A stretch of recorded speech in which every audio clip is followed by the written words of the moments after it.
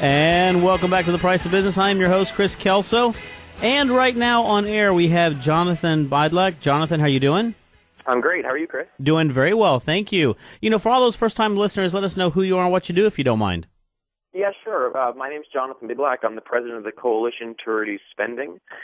We are basically the only national organization that advocates exclusively for cutting government spending as a means of balancing the budget.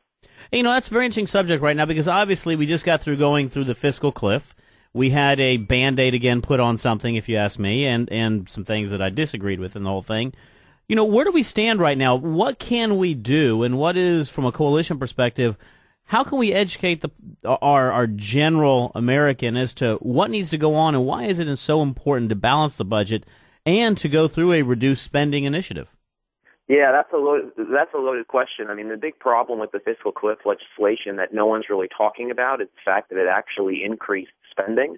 Everyone's been sort of fiddling about, well, what's going to happen with regards to tax rates on the wealthy, without realizing that we actually increased spending, according to a Washington Times article, by about $330 billion over 10 years. So, this is of course our constant frustration is that when push comes to shove, actually getting meaningful spending cuts is very difficult. Our belief at the Coalition to Reduce Spending is that ultimately, just to rely on a couple of politicians to do the right thing is not really the way to change the status quo. And so one of the things that we promote is what we call a Reject the Debt pledge, which basically asks candidates for office to pledge that they will only vote for balanced budgets, that they won't vote to increase borrowing, and I think most importantly that they won't vote for any new spending programs that aren't offset elsewhere in the budget, which, that's a framework that I think is very critical because, you can sort of say, well, all right, if you want to add some new spending program that you think is great, go ahead, but you need to cut somewhere else. And that, I think, is something that Washington has failed to do for forever, pretty much. Well, and one of the things I always tell everybody is, as a father, I lead by example. As a nation, we need to lead by example. As a politician, we need to lead by example. I doubt very seriously a lot of these individuals are running their households and teaching their children to manage their own budgets on a micro perspective the way we are on a macro level right now. And that's probably one of the biggest things that I tell everybody is we need to get back to basics. We need to get back to a balanced budget. We need to get back to showing the American public of how to truly run a country as a corporation. Companies don't survive if they're run like the U.S. government is. That's right. Yeah, Chris, I guess you got to get a printing press for your household. But I think you're right, and I think one of the questions that I'm often asked is sort of how do you win this battle? And the thing that I like to point out is that, common sense is on the side of cutting spending, right? If you go into the average coffee shop and you say, you're spending $10,000 a month and you're only making $5,000 a month, what do you need to do? The average person isn't going to say, well, I need to go to my boss and ask for a raise, right? They kind of realize that at its core, they need to make, a substantial reassessment to what they're spending their money on. And so the problem really comes from the fact that people don't always make the connection between what they would do in their personal lives to the public life.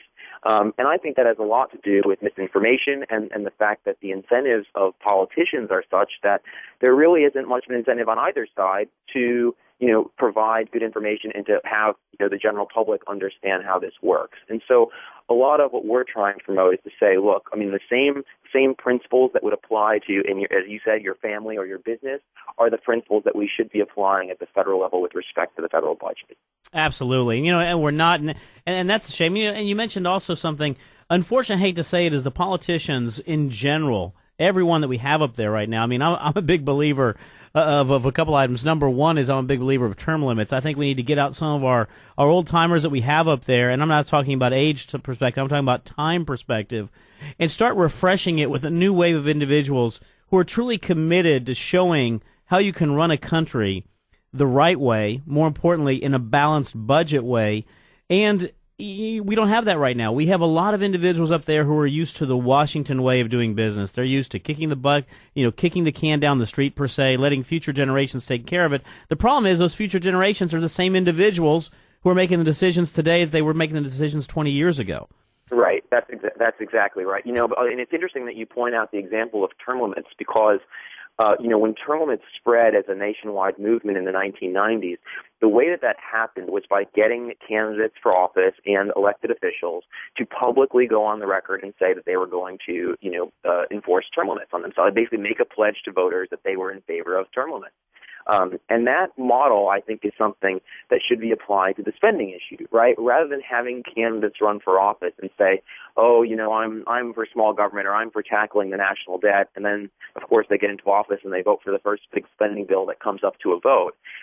What we're saying is let's get people to sign on the dotted line so that when they say, all right, I'm in favor of, of smaller government or I'm in favor of solving our debt problem, we're going to define very concretely what that means for them.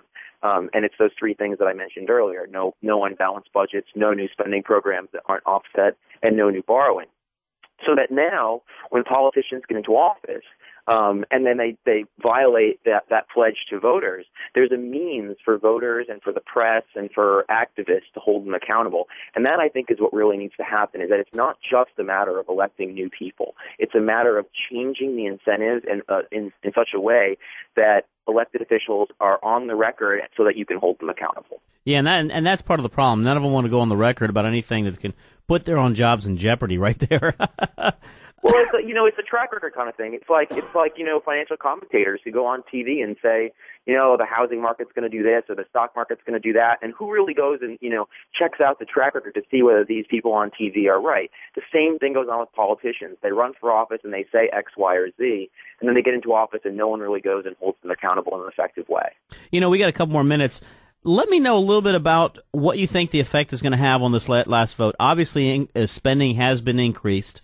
Obviously, we've kicked the bucket down the road a little bit more right now. We've actually increased taxes. A big article came out the other day in reference to the Tea Party movement about how some of the Republican Party candidates are really going to pay the price for their voting. How do you see this playing out going forward? Yeah, so the basic situation is that the spending cuts that were supposed to occur on January 1st have now been pushed off for 2 months. And the rationale that's been given by Mitch McConnell and the Republicans is that, all right, we dealt with the tax side of the equation, now we're going to deal with the spending side of the equation. Now, I will say that I'm somewhat skeptical about their ability to do that, and in fact, Nancy Pelosi has already said that the next round of negotiations should include further revenue increases. The reality about the tax increases that occurred on in the January 1st deal is that they're really insignificant from the context of solving our budget problem. The amount of money that's raised is in the tens of billions of dollars when we're talking about a $1.3 trillion budget deficit. So, it's hard to say how things will exactly pan out, but my guess is going to be that it's going to be very close to how it's always panned out in the past, which is that people don't want to cut their pet projects, and cutting spending is very difficult because each politician has their sort of thing that they don't want to address. And so, whether it's entitlement spending on the left or anything related to the Pentagon on the right, that's what makes it's those sacred cows that make cutting spending so difficult. And so, perhaps we're going to get some spending cuts around the margins. But I think in terms of addressing the things that actually make up the bulk of our budget, I think it's going to be. We'll see, but color me skeptical. Well, Jonathan, I appreciate you being on board today. Let everybody know how we can reach you if you don't mind. Yeah, definitely. Visit our website, reducespending.org, and you can sign our voter pledge and learn more about what we're about, and send us your thoughts. That is Jonathan Bydlak. Jonathan, thank you very much. For all those listening, remember, go out there, check out reducespending.org. Great organization right there. I'm coming up against a break right now, but stay tuned. We'll come back for our last segment in 1 minute.